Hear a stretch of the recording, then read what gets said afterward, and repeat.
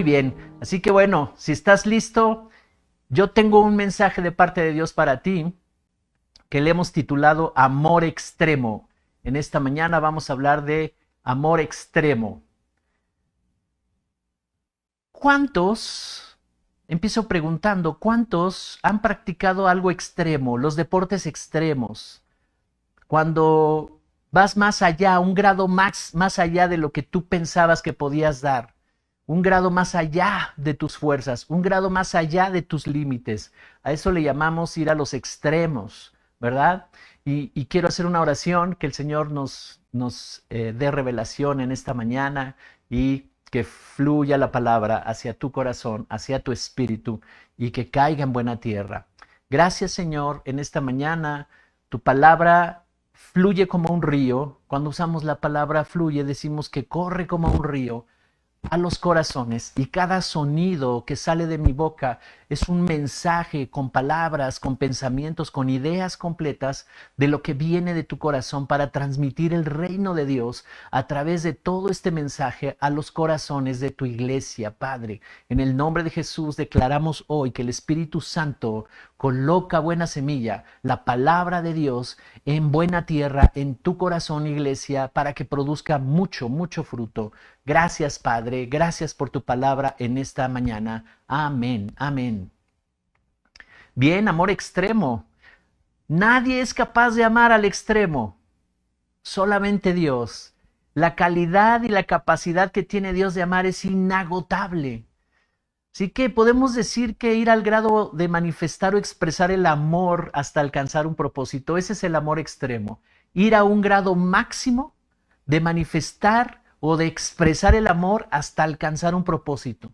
Y Dios nos llevó a un grado máximo en su amor, hasta que alcanzó el propósito, y todavía se sigue extendiendo ese amor hasta que podamos entenderlo, podamos creerlo, podamos recibirlo y podamos vivirlo. El amor de Dios no se agota, va a los extremos, va más allá de los límites que un ser humano pudiera decir, bueno, yo hasta aquí ya no puedo amar más, pero Dios no es así. Dios va más allá, rompe todos los límites. ¿Sabes que fuimos creados para que la vida de Dios esté en nosotros? Y una de sus manifestaciones es el amor. Y Él nos da de ese amor que llena los más profundos vacíos y los más profundos anhelos de nuestro corazón. El sentirte amado es un anhelo natural. Todos necesitamos ese amor. Todos necesitamos, porque es nuestro diseño, es nuestra condición como seres humanos. Y así nos diseñó Dios. Nos diseñó para que necesitáramos de su amor. Y Él se aseguró que pudiéramos estar todos unidos a Él. Y unidos a Él encuentras la plenitud de la vida. Te voy a pedir que vayamos a la Biblia, iglesia, en Juan capítulo 3, y voy a leer los versos 16 y 17 de la versión Palabra de Dios para Todos. Juan 3, 16 y 17.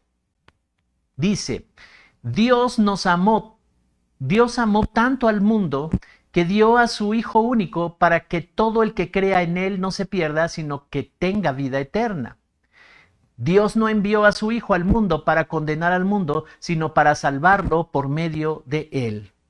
Entonces dice el verso 16, Dios amó tanto al mundo, a tal extremo, su amor fue más allá de lo que pudiera cualquier ser humano pensar, que dio a su Hijo único, lo más valioso que Él tenía, lo más importante que Él tenía, el tesoro más valioso que Él podía dar, Él mismo, viniendo en forma de Hijo, ¿verdad? Para que todo el que crea en Él no se pierda, sino que tenga vida eterna. Para restaurar sus propósitos, para relacionarnos y conectarnos nuevamente con Él. Dice, Él no envió a su Hijo para condenar al mundo, sino para salvarlo. Así es que la palabra que Jesús da nunca te condenará, siempre te llevará a una reflexión de arrepentimiento, pero nunca para condenarte. Siempre te llevará por un camino donde te abrirá la luz de sus caminos para que puedas regresar a Él. Alguna vez alguien me preguntaba, ¿tendré yo esperanza, pastor? ¿Podré yo nuevamente reconstruir mi vida? Siempre hay esperanza, porque el amor de Dios se extiende, va a los extremos de llevarte a ti al arrepentimiento y comenzar una vida nueva. Todos tenemos oportunidad con Dios por medio de Jesús. ¿No es maravillosa esa noticia? Esta es la más grande expresión de amor de Dios para nosotros. Dios tiene un exclusivo tipo de amor para mí y para ti, iglesia. Es incondicional y es total.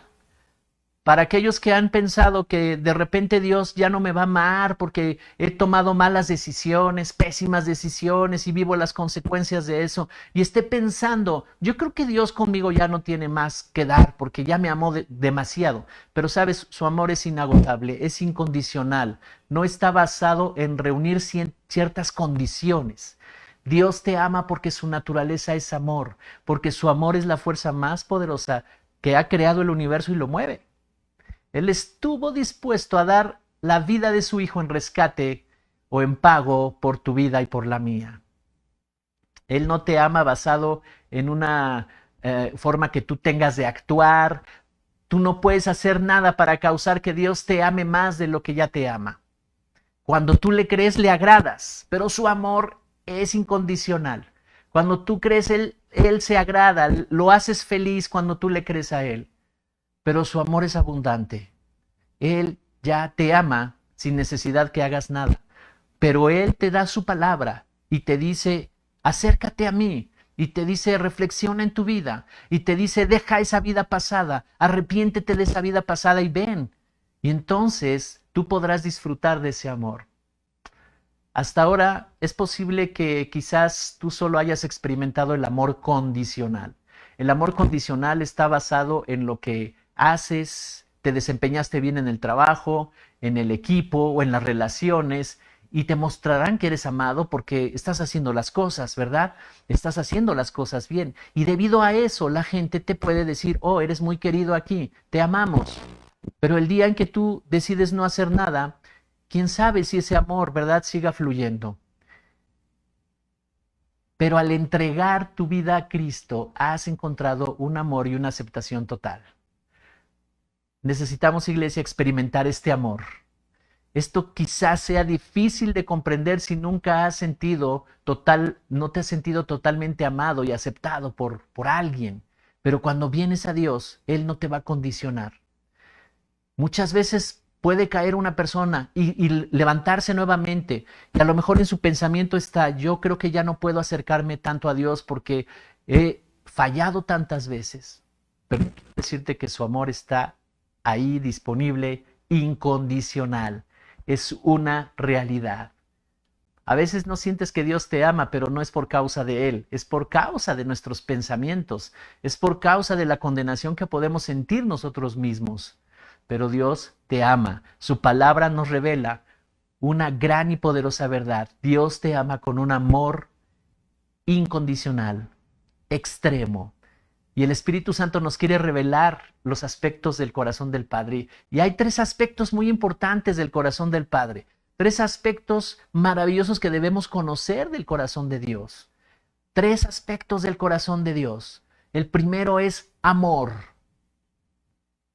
Necesitamos conocer de ese amor porque Dios es esencialmente amor, y todo lo que hace Dios es motivado por ese amor. Dios es esencialmente amor, y todo lo que hace, todo lo que Él hace es motivado por ese amor. Por eso sus pensamientos son de bien, por eso Él quiere causarnos bien, por eso Él tiene un plan para nosotros y es bueno. Él tiene planes maravillosos para nosotros. El amor fue lo que llevó a Dios a crear todas las cosas para luego crearnos a nosotros. Por eso el Espíritu Santo quiere que tú conozcas ese amor. ¿Cómo se proyecta el amor de Dios hacia nosotros? Para que nosotros podamos amar con ese amor a las personas. ¿Sabes que fuimos víctimas de las necesidades profundas?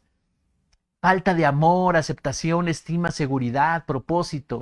Pero el amor de Dios restaura todas estas cosas, y el amor de Dios se proyecta en acciones maravillosas que podemos ver con nuestros ojos naturales.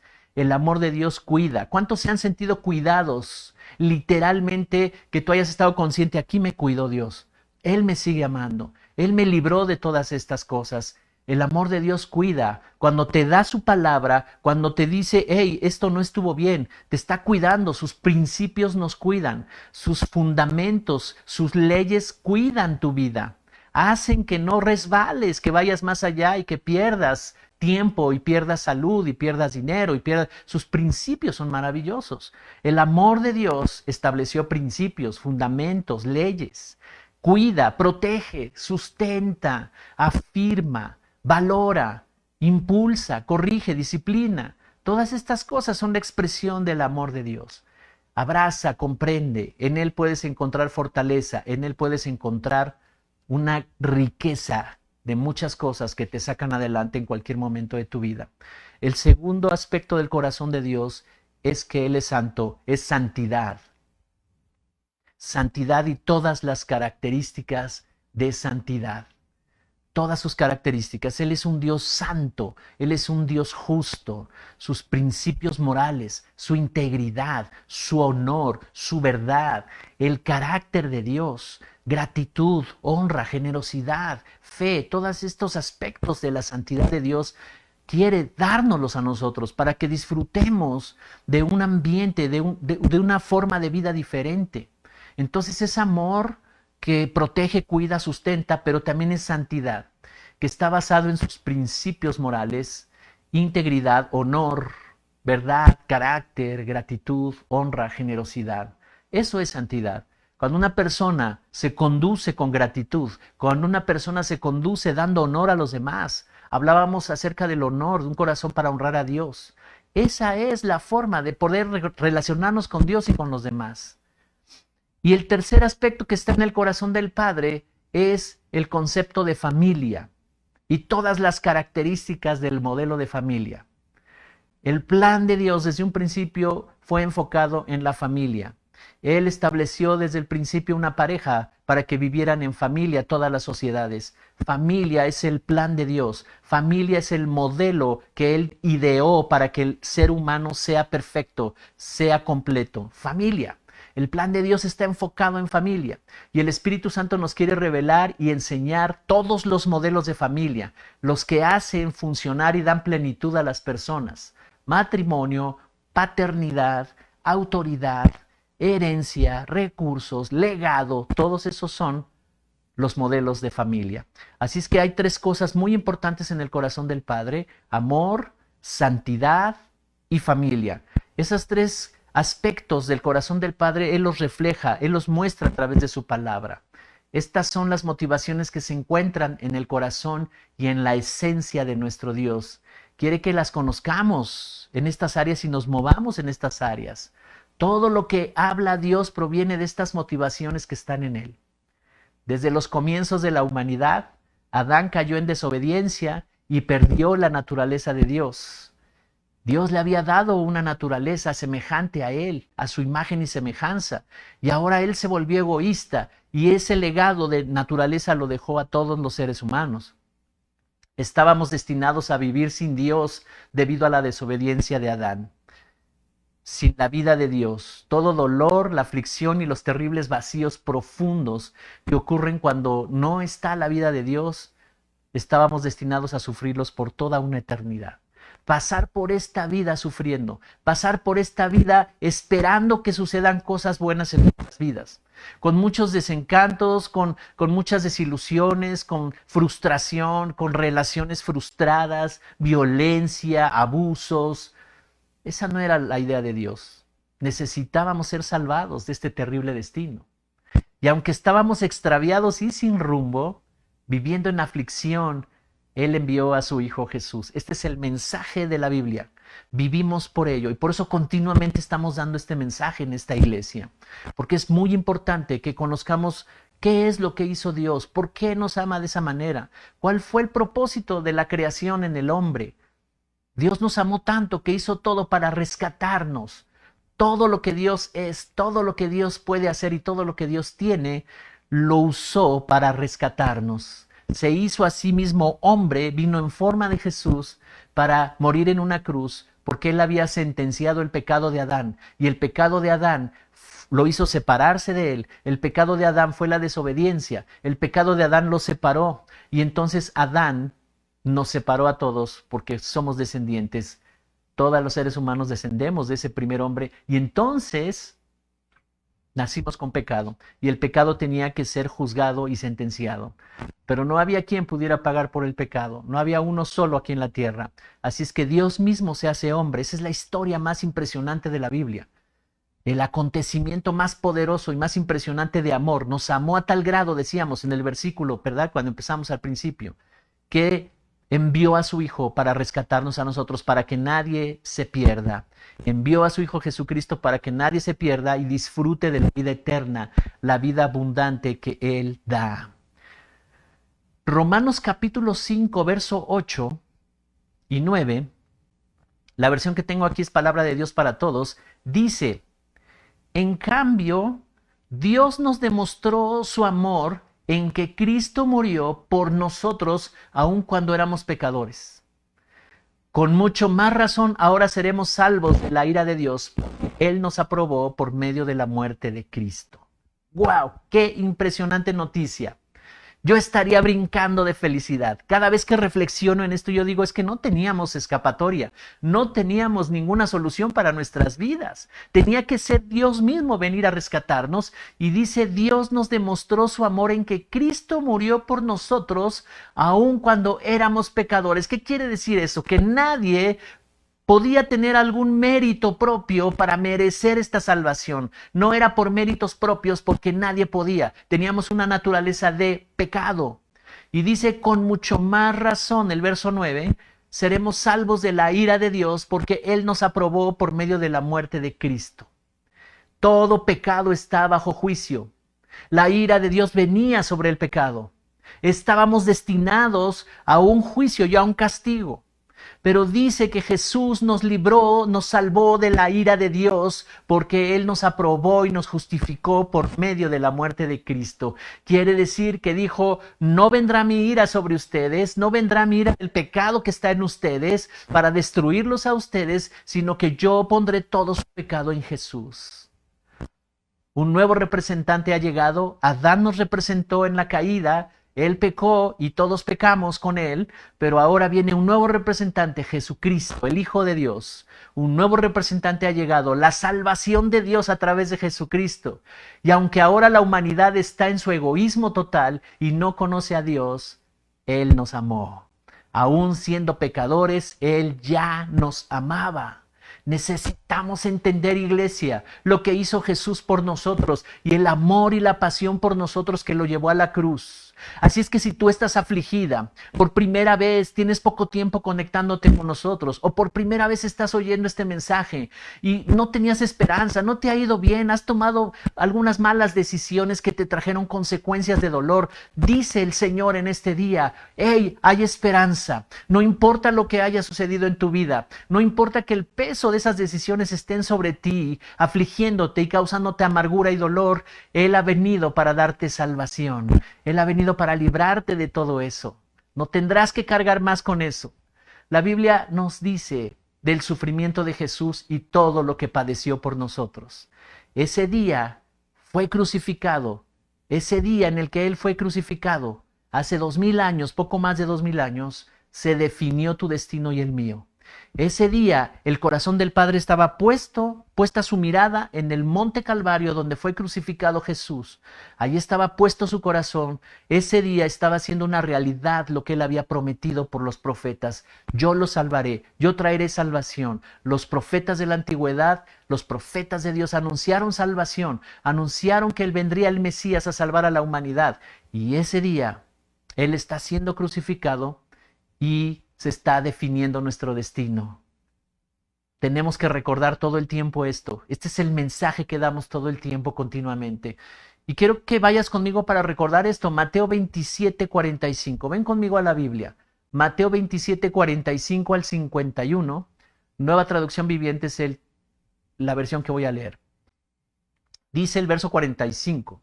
Al mediodía, la tierra se llenó de oscuridad hasta las 3 de la tarde. A eso de las 3 de la tarde Jesús clamó en voz fuerte, Elí, Elí, lema sabactani, que significa, Dios mío, ¿por qué me has abandonado? Algunos que pasaban por allí entendieron mal y pensaron que estaba llamando al profeta Elías.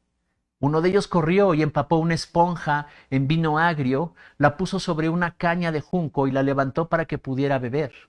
Pero los demás le dijeron, espera, a ver si Elías viene a salvarlo. Entonces Jesús volvió a gritar y entregó su espíritu. En ese momento la cortina del santuario del templo se rasgó en dos, de arriba abajo, la tierra tembló, las rocas se partieron en dos. Este es uno de los testimonios que da los evangelios de lo que sucedió cuando Jesús está siendo crucificado. Dice la Escritura que era como el mediodía y la tierra se llenó de oscuridad hasta las 3 de la tarde. Se llenó de tinieblas. A eso de las 3 de la tarde Jesús clamó en voz fuerte, en una lengua espiritual, Elí, Elí, lema sabactani, ¿por qué me has abandonado? Es la interpretación de esta lengua que habla Jesús allí en la cruz. Dios mío, ¿por qué me has abandonado? Venían las tinieblas sobre Jesús.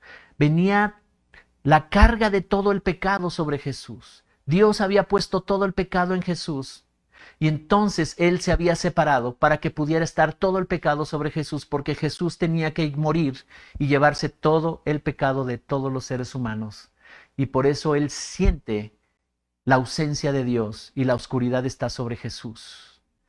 En lo natural, algunos pensaron que estaba llamando a Elías. Ellos estaban viendo con sus ojos naturales a un hombre colgado en la cruz, vaciándose su cuerpo de sangre, todo maltratado, todo lastimado, y no habían entendido quién era. Pero mira el verso 54 de Mateo 27. Un soldado romano hace una declaración poderosa. Es la misma versión, Nueva Traducción Viviente. Y dice, el oficial romano y los otros soldados que estaban en la crucifixión quedaron aterrorizados por el terremoto y por todo lo que había sucedido.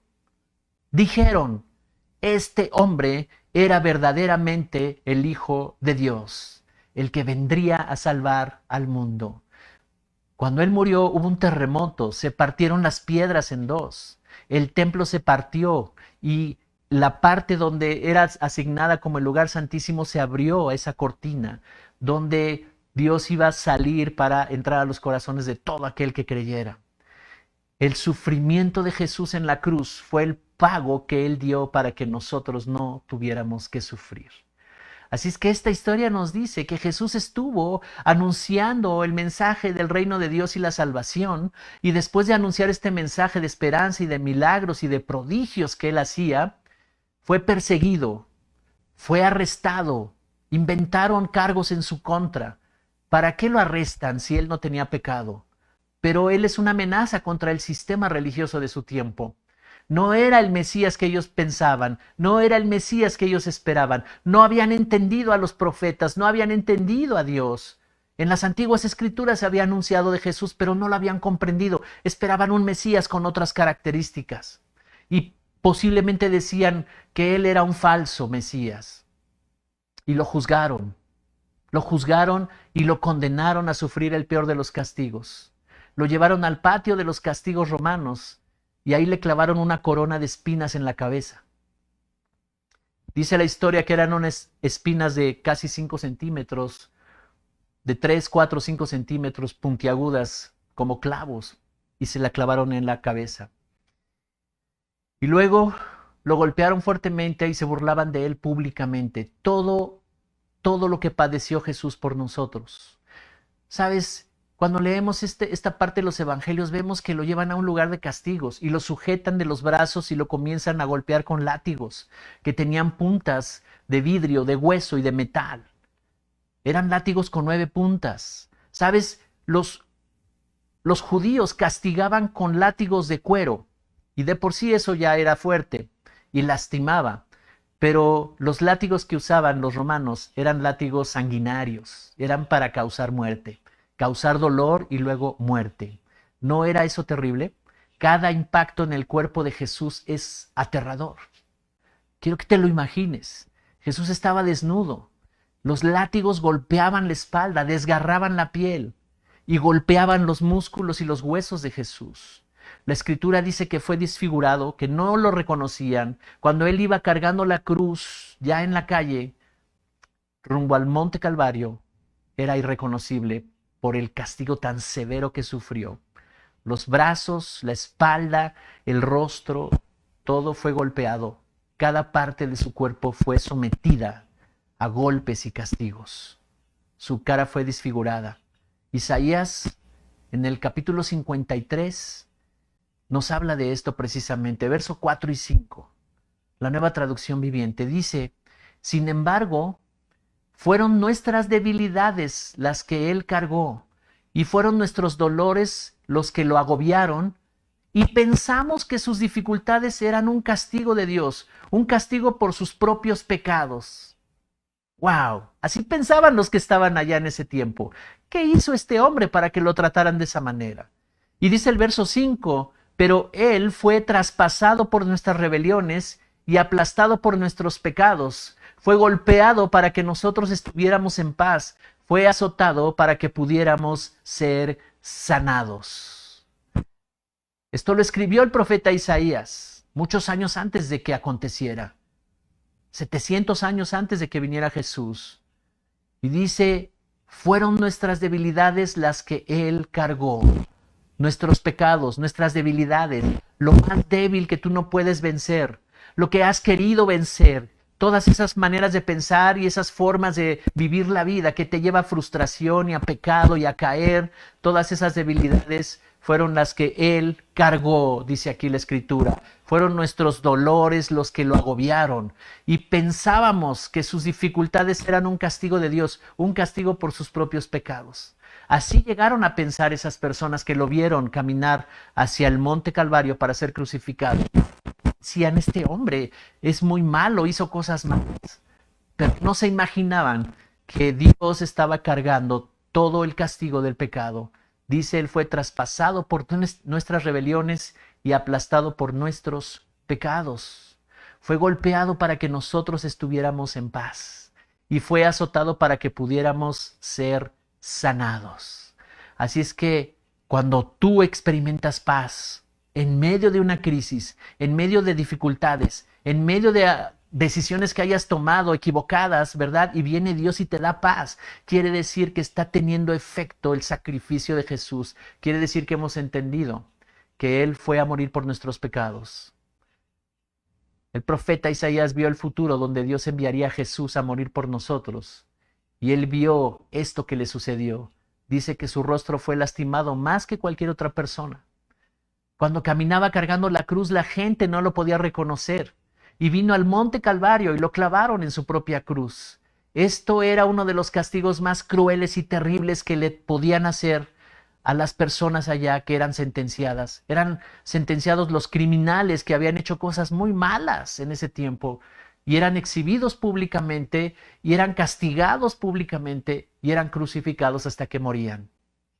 Así es que a él lo clavan, le clavan las manos, le clavan los pies y lo dejan agonizar en la cruz.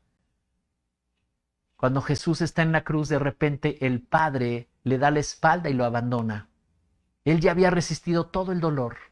Hasta el momento, todo el dolor extremo. Ese es el amor extremo de Dios en Jesús. Jesús te amó a ti a un extremo que soportó todo el dolor extremo. Él tenía que ir a la cruz. Él no podía morir en el patio de los castigos, ahí con los látigos. Él no podía morir, tenía que ir a la cruz y derramar toda su sangre, porque así fue establecido. El Padre le da la espalda, todo se oscurece, las tinieblas vienen sobre Jesús y toda la culpa de cada ser humano es puesta sobre el Hijo de Dios. Todas las enfermedades de la humanidad son puestas sobre el Hijo de Dios. Toda la desesperación de la humanidad es puesta sobre el Hijo de Dios. Y el último castigo es quedar separado de Dios. Esa fue la parte más terrible para Jesús. Dios mío, gritó Jesús, ¿por qué me has abandonado? Dios puso enfermedades, amargura, violencia, abusos, corrupción, inmoralidad, todas las cosas que destruyen al ser humano, las puso en Jesús. Todo el pecado de la humanidad. Nadie podría creer esto, que un ser humano pudiera cargar con todo el pecado de todos los seres humanos. Pero ahí estaba Dios en forma de hombre. Jesús es Dios y Dios está en Jesús para cargar por el pecado de todos los seres humanos. Es impresionante. No había uno solo aquí en la tierra que pudiera hacer eso. Solamente tuvo que venir Jesús a hacerlo. Isaías 53, verso 10. Ven conmigo ahí a Isaías 53, verso 10, Reina Valera contemporánea. Dice, pero el Señor le pareció bien quebrantarlo y hacerlo padecer. Cuando se haya presentado a sí mismo como ofrenda para la expiación de pecado, verá su descendencia, tendrá larga vida y por medio de él se verá prosperada la voluntad del Señor. Dios estaba contento, no de poner a su propio hijo ahí a padecer todo el castigo y a cargar el pecado. ¿Sabes por qué estaba contento? Su amor estaba a tal extremo por nosotros que él estaba contento y dice, le pareció bien quebrantar a Jesús, le pareció bien hacerlo padecer, porque se estaba presentando él a sí mismo como una ofrenda para expiar el pecado, quiere decir pagar el precio por el pecado. Librarnos del pecado, librarnos del dolor, librarnos de la enfermedad, librarnos del pasado terrible que alguien pudiera haber vivido, librarnos de las terribles consecuencias de un pasado tal vez triste, doloroso o del pecado. Librarnos de todo eso, le pareció bien.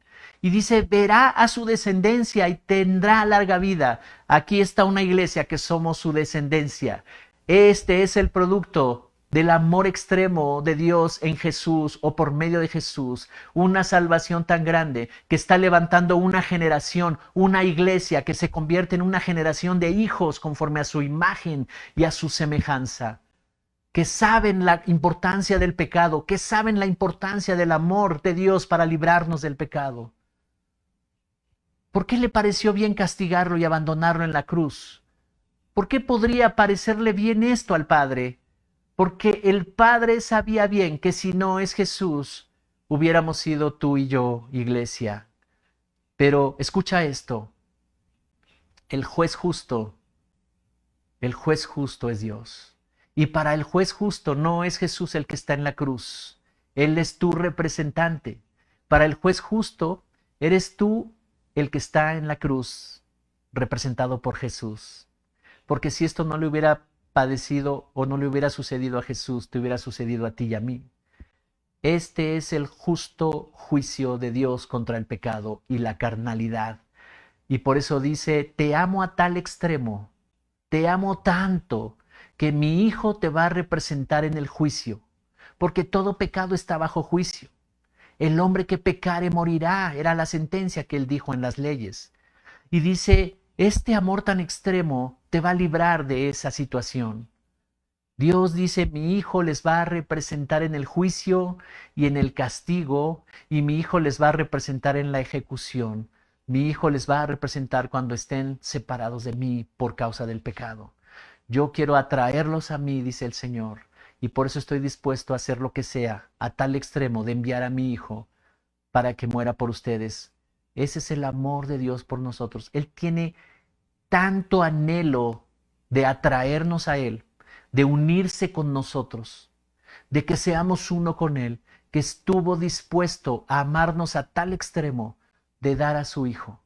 Y por eso, en su justicia, esta es la justicia impresionante de Dios, en su justicia, Él va a juzgar tu pecado y el mío poniéndolo en Jesús. Y lo sentencian, y por eso lo golpearon, y por eso públicamente fue castigado, y murió por nosotros. ¿Por qué? Porque Él puso nuestros pecados en Jesús. Por eso cuando tú miras la cruz, ¿qué ves? ¿Ves a un hombre quebrantado ahí? Cuando miras a la cruz, tendrás que verte a ti mismo ahí, y tendrás que ir con el juez justo cada día hasta que puedas convencerte y hasta que vivas esa salvación. Y cuando vas con el juez justo, cuando vas con el Padre y le dices al Señor, estoy arrepentido, y le dices al Señor, estoy aquí para confesar mi pecado, entonces Él es fiel y justo para perdonarnos y librarnos de toda maldad. Todo sufrimiento, el fracaso, la frustración, la corrupción, los abusos, las heridas, lo víctima que las personas te hicieron, todo eso, ponlo en Jesús. Hoy tú y yo tenemos la oportunidad de venir y confesar nuestro pecado y decirle, Señor, yo confieso este pecado. Tú eres fiel y justo para perdonarme y librarme de toda maldad. Y la confesión hace que tú pongas todo el pecado en Jesús. El martes yo explicaré cómo es ir al tribunal de Dios para poner todo tu pecado en Jesús. Pero hoy quiero decirte que podemos venir a libertad. No tienes que cargar con la culpa. No tienes que cargar con esa enfermedad. No tienes que cargar con la aflicción y con toda esa humillación del pecado. Hoy, si tú te conectaste por primera vez aquí, no es casualidad. Dios tenía un plan para ti. Y nos da mucho gusto poder ser parte de ese plan para tu vida. Y si quieres recibir la salvación de Jesucristo, es muy sencillo.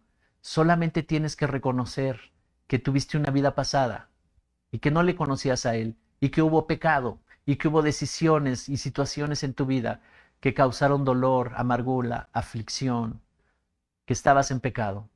Y yo te puedo ayudar a través de esta oración para que recibas a Jesús como Salvador de tu vida. ¿Quieres hacerla? Repite después de mí: Señor Jesús, hoy yo entiendo que fuiste enviado de Dios para morir en una cruz, ser maltratado y castigado, para que yo no tuviera que vivir amargura, desilusión, no tuviera que ser víctima de nada y vivir en plenitud. Yo quiero tomar esa vida que tú ganaste por mí en la cruz. Yo quiero tomar tu vida y entregarte mi vida pasada. Me arrepiento de mi vida pasada, me arrepiento de todos mis pecados. Te pido que perdones todos mis pecados, que sean llevados a la cruz. Yo los pongo ahí, extiendo mi mano para poner mis pecados en Jesús, el Cordero de Dios, el único que quita los pecados. Y recibo tu vida eterna. Te abro mi corazón y te recibo como mi Señor y Salvador. Me deshago de toda condenación y de toda culpa que no me dejaba vivir y que siempre que me acordaba me sentía mal conmigo mismo, conmigo misma, y me sentía indigno y me sentía como manchado de tantas acciones que cometí en el pasado. Ahora entiendo que tú me limpias. Te doy gracias, Señor Jesús, por el amor extremo que tuviste por mí para librarme de todos mis pecados y darme la vida eterna. Amén. Amén. Gracias, Señor.